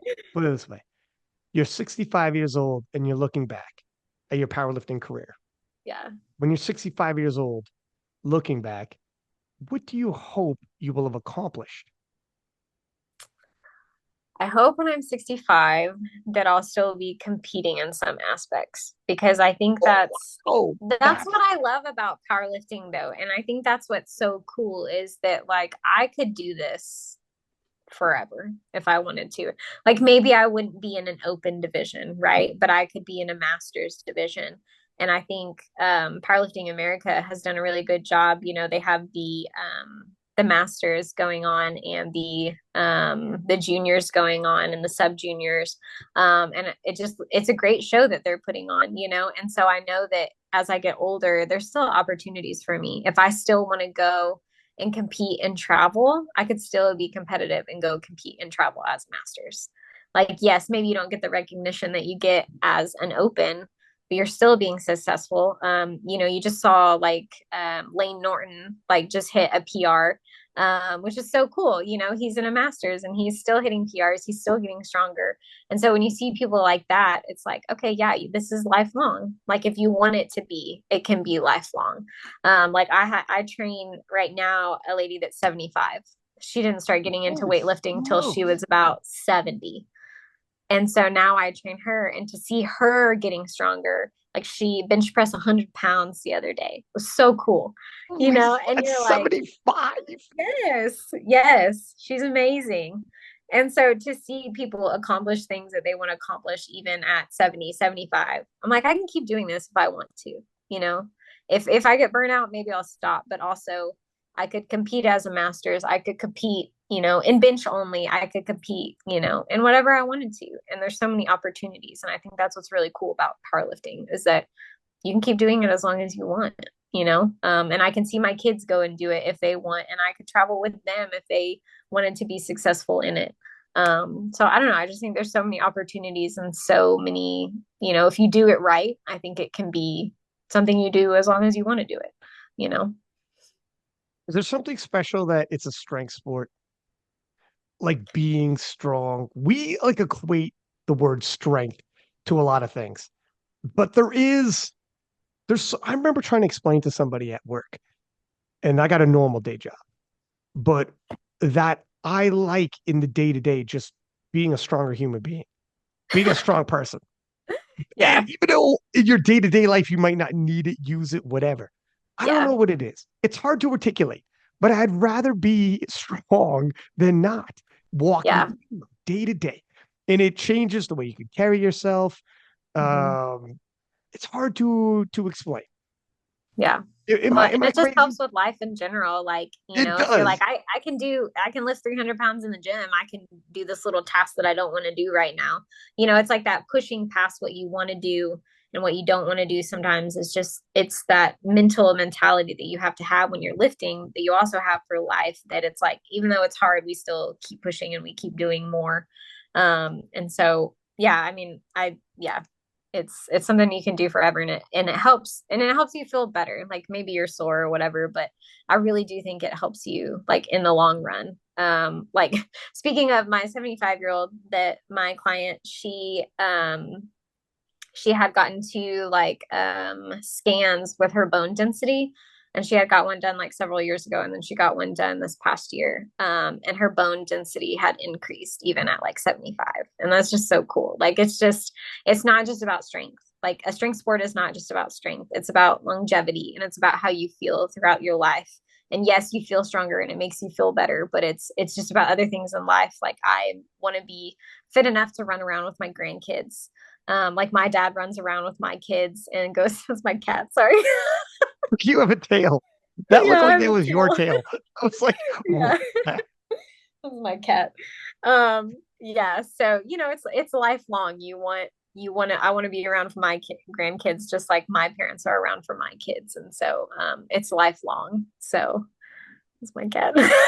We got a We got a cameo on friend. Twitch. Yeah. No, yeah, for sure. I mean, it also, there's something to be said for how it feels putting in a good session at the gym and afterwards the satisfaction of having put that in and Yeah. getting the angst out and feeling a little bit tired. It Hmm. is huge for you mentally. Like Yeah. I think a lot of people in terms of like for mental health, I saw on Instagram actually a post and somebody was saying there's this one a fitness coach and he wasn't a powerlifting coach, but he dealt in fitness. And he was saying the interviewer was asking him, does he think that too much of an onus these days is on weightlifting and not enough on working on people's selves mental in terms of mental Mm. health, and too much is Yeah. being physical health and less mental health, and how social media is possibly contributing to that? And then he had Hmm. an interesting reply. He said, you know what? I think the opposite. If I'm overthinking, it is a lot harder for me to think my way out of overthinking than to go outside for a walk 20 minutes or go Mm. outside for a jog 20 minutes and come Yeah. back. And that is actually going to clear my mind a lot better. Or Hmm. go hit the gym, load up some weights and start squatting. When you got hundreds of pounds on your back, you're not overthinking. You're ever Yeah. so present. He's like, I honestly believe, and the way he articulated it's like, yeah, no, that Yeah. makes sense. Where mental health and physical health are very much closely linked at times Yeah. like that. And I do think it, obviously we're weightlifters, so we're biased, but more people probably could use that and don't understand um, the gift it could be. Just whether it's, I don't know if you do steps as well, but whether it's Mhm. going for walks or Yeah. weightlifting or all the above, that kind of discipline and consistency, it's not a burden, it's a gift. And once you start Really. realizing that, it's like a cheat code to life. Yeah. And the way he was explaining it. And yeah, giving that to people. But Hmm. that's why when people ask, like, okay, because I don't compete in powerlifting anymore, and do you think you'll stop weightlifting? I'm like, never for the rest of my life. Like, I Yeah. will never, I can't even conceive of not weightlifting. I Yeah. can't even, it doesn't even cross my mind that there'll be a point in my life where I'm not weightlifting. Yeah. That's the wildest to me. Yeah. I mean, there's probably seasons where it looks different, Well, like if I'm yeah, in a prep or if I'm not in a prep, like it's going to look different. But yeah, absolutely. Whatever I'm doing, whatever, if I'm training or if I'm not training, like I'll be weightlifting. Like maybe it'll be less in some seasons, maybe it'll be a little more. But yeah, I mean, yeah, it's for life for sure. Yeah. it's a freaking life journey, that's for sure. Do you want to play a little something called the name game where I say a name and you could say either one word, two words, a story? There's no right Oh and wrong gosh. Okay. It's I like the, oh my God. You go, let me guess, Chance Mitchell. Oh God. No, we've done the Chance Mitchell. Don't worry. These will be easy. Okay. But yeah, there's no right and wrong answer for these, so feel free, whatever. Off the top, easy one, Noemi Alibert. 52 class. No lie. Evie Corrigan. 52 class. I don't know. Again, accurate. How about this one? Amanda Lawrence. And don't say 84 class. I don't know if there's a word. It just makes me think of like longevity. Like, I don't know. She's been at the top for so long. I almost want to say like queen in a way. Like she just is. She's Amanda. When you say Amanda, it's Amanda. Like, you don't have to give an explanation. There's Yeah. in powerlifting, there's only one, right? Yeah. It is remarkable her longevity at the top. Like obviously not longevity like age wise. Obviously she's still in her 20s, but Right. longevity at the top. Yeah. To be at the top year after year since 2019. That's Yeah. half a decade at the top in a sport where records get broken. I mean, we did a podcast not too long ago, and we're talking about the women's division and how it's progressed. And there, I believe there was only one total record that was over a year old. One. Yeah. So for Amanda to have stayed at the top now 5 years and counting, and a Mhm. heavy favorite to remain at the top of this world championship is remarkable. It's a Yeah. little bit crazy to tell you the truth that nobody's come around to knock her off or even come that close. I Yeah. mean, No her one can. longevity is there's very few like her. Her, Yeah. Russ, there's a few, but it's difficult. It's difficult to find Mhm. those people. Yeah, for sure. But yeah, no, I agree. How about Leah Babwa? France. She is probably one of the first to Yeah. really lead the charge with France Yeah. and start, she's at the forefront. I remember 2019 actually when she podiumed and it was a little like who is this? But we didn't fully understand how special she was Hmm. until like all these years later. She's winning world titles, breaking world records. It's crazy Hmm. how because she was a bronze medalist because Carola Gara won. Mm. And was she bronze or silver now? Holy smokes, I'm starting to get I can't fully I gotta double back and take a look at the standings. But she emerged in a major way. Isn't it funny how Hmm. that's how it works sometimes? Some Yeah. people on the podium and you're like, oh, they're on the podium, good for them. And you have like, no, no, no. That lady is gonna be a freaking star of the sport and Yeah. majorly lead the charge. Yeah. I think that's what's even more cool about powerlifting is like, yeah, you can have lifters come and go, but when you see the lifters that stay at the top, that's even more like, especially being in powerlifting, like somebody that doesn't powerlift maybe wouldn't understand as much, but to be that high of a contender for so long is a huge accomplishment. I mean, I think that's why, I know Amanda doesn't have very many people that come against her very often. And so maybe that's why people don't, think as highly or like, think she's as competitive as she is. But like to be at the top and stay at the top for that long is huge because there's always somebody behind you. Somebody's always getting stronger, like I said, the first time I saw Evie hit 460, I was like, cool. And then I'm like, crap, like, because you're like, I gotta get there too, right? And so yeah, it's cool because there's always somebody coming. There's younger, generation coming behind. Um, you know, I don't know. It's just cool to keep that longevity. Is a huge accomplishment, even more so than just getting on the podium once, for sure.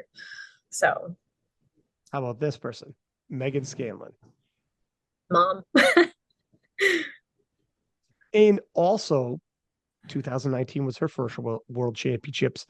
A mother like in between those became a Yeah. mother and Yeah. is right back at it Yep. and will be the number one nomination and a heavy favorite to win it. Like she hasn't. It's going to be some battles, but Yeah. she's right in there still all these years later, despite having kids in between. Yeah. She didn't even have the kids like beforehand. It was in between. Yep. We watched it happen. Twins. Yeah. It's her resilience is pretty inspiring as well. Yeah. Absolutely. It's yeah, and it's cool that you guys are on the same team now. And you Yeah. It's guys crazy. It's so cool. yeah. But yeah, where does the time go? That 2019, but here we are. How about this guy? Russell Orhe. Social media. I don't know. That's how I saw him the first time. I didn't know he was, I mean, I knew who he was. Actually, can I change it? Can I say fur coat? Because that's how I kind of think of him. Yeah. Talk So let about me explain. Let me explain yeah, though, because yeah. my first nationals was in Vegas. That was the first time I've ever seen him, the first time I ever seen him on social media. And he pulls up in this like car with his like fur coat. And I'm like, who is this guy? Like, is this a powerlifting meet or like what is happening? And so I don't know. That's how I always picture him in my head is that this guy in this fur coat walking in the hotel. He knows So, how but to make an impression. He knows how to get yeah, people talking. absolutely. It's wild how that can't believe the impact that did. Hmm. Everybody was talking about it. It Yeah. became like a thing. Him rocking a fur coat, pulling up in the Yeah. car, and walking through the hotel with like his own social media people snapping pics and the whole Hmm. nine. Yeah. And It's it was he hot. knows how to, You're like, why are you wearing a fur coat? That's what I thought. I was like, why are you wearing a fur coat? We're in Vegas. It's hot. Like, what and are you then you hit doing? and then you hit social media Yeah. like And the then you're next like, oh, day. that makes You're sense. like, oh, okay, that's why. Yeah, Yeah. Yeah. it's wild how that happens. What do you think about the curation of some people's pages and like obviously, like you said, you're not super into social media, but we really do. We still need powerlifting isn't getting we're getting more and more mainstream attention. Yeah. Obviously, we're on CBS and Eurosport, etc. But it has been huge to have certain influencers to be Hmm. around. It is crazy how much of an influence they have, though. Like other Yeah. sports our size, I don't know if they have this much reach with these people like our people have. It's Yeah. pretty freaking crazy and unique, I think. Yeah. I don't think there's as many people like as many athletes like on social media that can just like post their own content. You know what I mean? Like, because if you think about a basketball player, like, how are they going to shoot their own content? They're not going to shoot their practices. You know what I mean? Like, versus we can post our practices, we can post what we're doing in the gym, we can show, hey, these are my lifts. So it's kind of interesting too that it's a sport unique that we can show our numbers and we can say, hey, I'm doing this in the gym, or people that decide not to and say, you know, and hide what they're doing in the gym for whatever reason. And so it is definitely an interesting sport that like some sports can't do that. You know, they can't show their plays or they can't show stuff like that versus that we can. And we can have a prediction on maybe what's going to happen at Worlds or maybe not because they're hiding it. Or again, that whole somebody could do way more than they did in training, you know? So I think it's really interesting that we can do that. But then it's also like I've had this conversation with people, like people see lifting at the gym, they're like, well, I can squat or I can bench, you know, or maybe I could do that, or maybe I could deadlift. And so I think it's interesting in that aspect too, is that like a lot of people squat, a lot of people bench, a lot of Yeah. people deadlift, but it's like, can I do that much? Or, you know, just different things like that that make our sport unique is that we're actually competitive at those things. So it's interesting, especially now that college is out. There's a lot of college kids at our gym now. And so it's kind of funny to see all of them coming in trying to squat and do things like that. Some of them are fine, but some of them you're like, oh, no. You're like, I can help you. I think we should Yeah, talk. exactly. I Yeah. think you're right in that our training looks like our competitions, whereas basketball, football, whatever, Hmm. it's not like a game. It won't Right. be like a game. Whereas you can hit like huge PR lifts and everyone's going to get excited because it looks just like it'll be on the platform. Right. It's closer anyways in terms Yeah. of the simulation. So our training looks a lot more like our competitions, to your point. And also, yeah, not everybody's shooting hoops, but the amount of people going to the gym, and if they don't squat or bench or whatever, but they're all familiar with it. So it's a Right. lot more relatable. Like it's Yeah. seeing someone shoot three throws, hitting some three Right. pointers, whatever. Okay, cool. But everybody understands what a squat, a bench is. Either you go to the Mhm. gym and you do it yourself, or you're aware. So when you go Yeah. online and see it, it's instant. It's easy. You don't need to explain to me the rules like in football. Right. When I was at Sheffield and the Super Bowl was on, Matt Gary was explaining to me and Tony Cliff and some Brits like the rules of football, which because there's a lot of rules and the whole nine. Yeah. Like, what is Yeah. happening here? I get the gist of it, but not all of it. And when it comes to powerlifting, and you find a powerlifter's page, say less. I understand there's depth, Yeah. but whatever. It's pretty easy to wrap my head around. You're squatting. I got you. You know what I Yeah. mean? So it's Yeah. um yeah, the relatability is definitely I think a Yeah. major reason as well. And then on top of that, you have people who look like what everyone wants to look like a Russell Orr. He looks like he's friggin' straight out of a Marvel movie. You know what I mean? Yeah. How many Yeah. people, like if you're a 17-year-old kid and you're like, I want to be like that. Hmm. Same with the women, right? Like I want to be like that. So Yeah. we have a lot of things going for us. We Yeah. look like action heroes out of movies. They're doing crazy things, easily Mhm. relatable.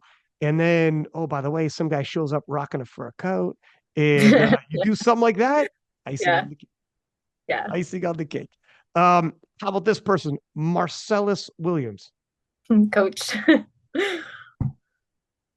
True enough. And how different has your coaching been in terms of programming and everything since working with him? It's been a lot more like scaled back in some sense. Like I don't push as hard like all the time. Like I feel like my approach isn't all out. So it's a little more methodical and a little more like, hey, you don't have to hit your top end all the time to be strong. And so it was a little frustrating in the beginning, because I was like, well, I want to do more. I can do more. Let me lift more. When it's like, no, chill out. Like you don't have to be strong. Like you can still push yourself at times, but you should do it at the right times.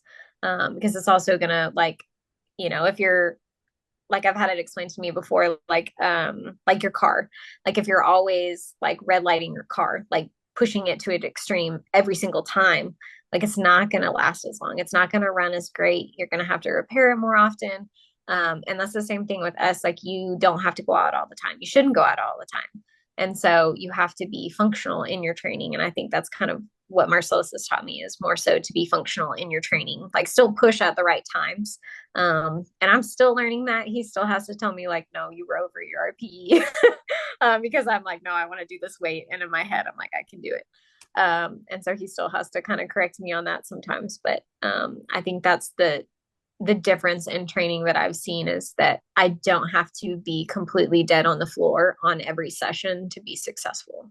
And that's been huge, because when I go home, it's not like I can just lay on the couch all day. Like I got kids, I got stuff I got to do, I have work, like I can't do that. And so my session can't totally drain me, versus that's what it used to feel like. I was totally drained, I felt like I had no energy. Versus now some days I'm still drained for sure. But there's some sessions where I go in and it's about functionality. It's not about, going all out and just feeling dead on the ground at the end of it. So that's definitely something that I've learned. I'm still learning to be patient in that. And it's hard because you like to max out because it's fun and you want to see Right. your progress. But it's only at the right time that should be happening. So yeah. And it's easy, you feel like, okay, I got to put my foot on the gas. Some Yeah. people, it's actually, yeah, you're overworking, at least Yeah. just in that particular session where it's like you have a lot of sessions and you Mhm. could leave it all in one session, and you gotta spread it out and trust the process for Right. sure. Another quick question here. Who do you think is the queen of powerlifting currently? The queen of powerlifting. Oh, hmm.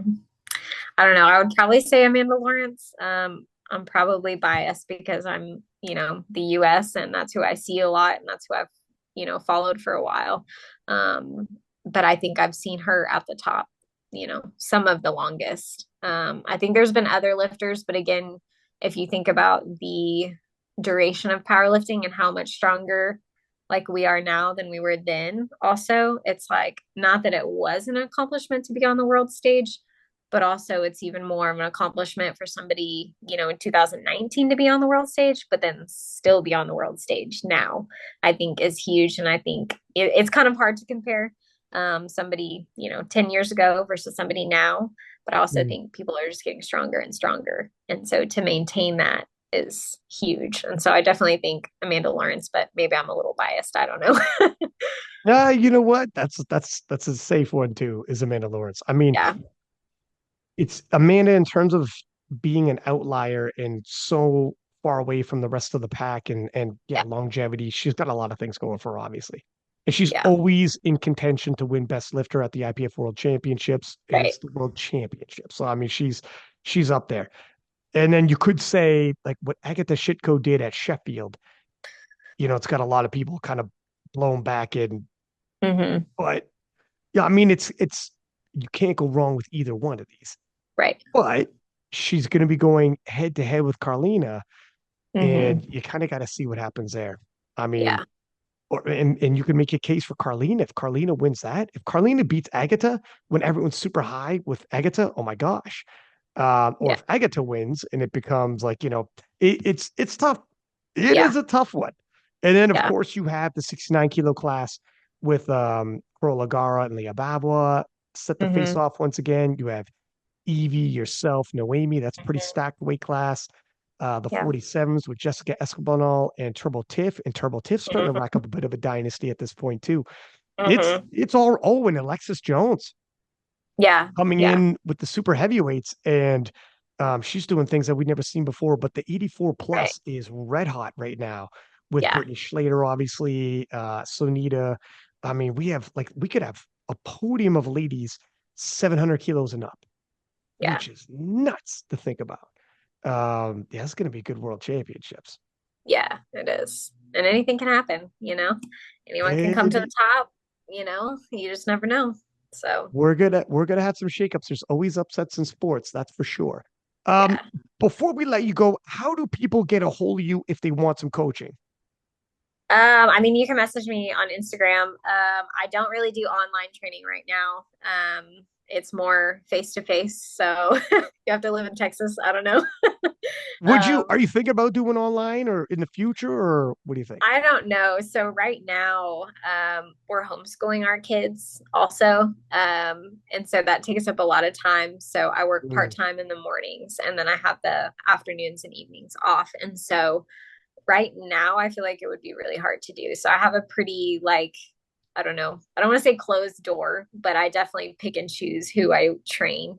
And so, but I'm more than willing to like help people if they needed help with something, but I'm not an expert. Go to Marcellus, not me.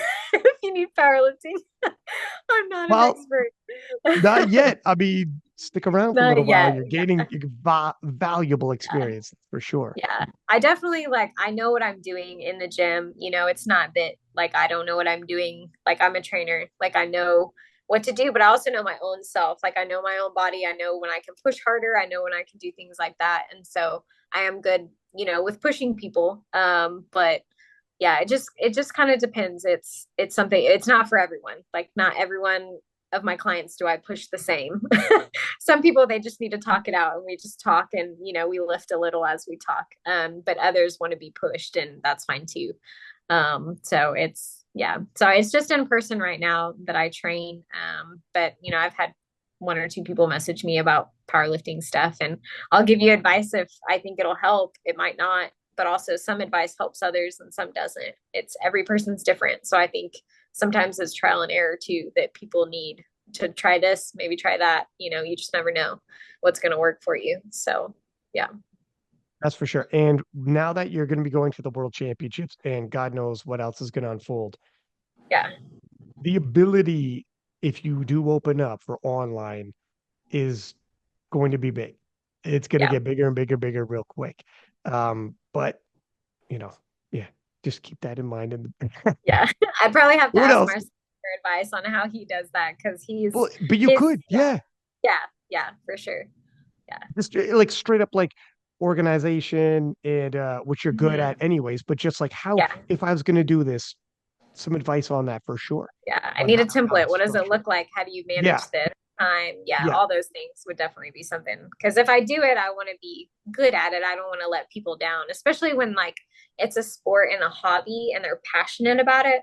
You don't want to crush somebody because you're not responding to them or you're not giving them good advice. Like I would hate that. And I think that's why I haven't stepped into powerlifting necessarily, like for coaching, because I don't want to like mess somebody up and I don't want to give somebody the wrong advice. And so Mhm. I'd rather be a little more experienced too um before I really step into that and be like, oh, I'm a coach and I know everything or whatever, because no coach knows everything. They can guess on what they think might work for you, but no one knows everything. And I definitely wouldn't want to say that I do know everything. So, Fair enough. I mean, yeah, even coaches have been in the game for a long time. When they get a new client, it's like, look, I don't know how exactly your body's going to respond to right. certain things. We have to Yeah, sort it out. It'll take time for both of us. I can exactly. make some assumptions based off of history working with other people, but you might be entirely different. And that's fair enough too. And that's where I think some people need to be patient, even when they get a coach, sticking Yeah. around with someone and sorting some things out, as opposed to some people bounce in and out. The only time you Yeah. should do that is if like the coaching methodology does not match what you're looking for. And you're like, I'm not enjoying this. Okay, Right. fair enough. Right. Like you Yeah. got to Yeah. enjoy what you're doing. But 9 times out of 10, hunker down a little bit and see where it goes. And let Yeah. your Yeah. coach collect some data points and make some decisions. Yeah. But I'll listen. Thank you for coming on the podcast. Yeah. Greatly appreciate your time. I know obviously you work, mother of five, and training for worlds. It's got to be tight. It's got to be tough. So I appreciate you giving us this time coming on. Thanks for having And, me. we'll do it again, and I'll see you in Lithuania Sounds good. relatively shortly. Yeah. Good luck with Very short. everything. I know Thank you. it's creeping up. Holy smokes. It Um, is. and for everybody listening, as per usual, please do subscribe, give us high ratings. And until next time, six pack Lapadat, six up, and we are out.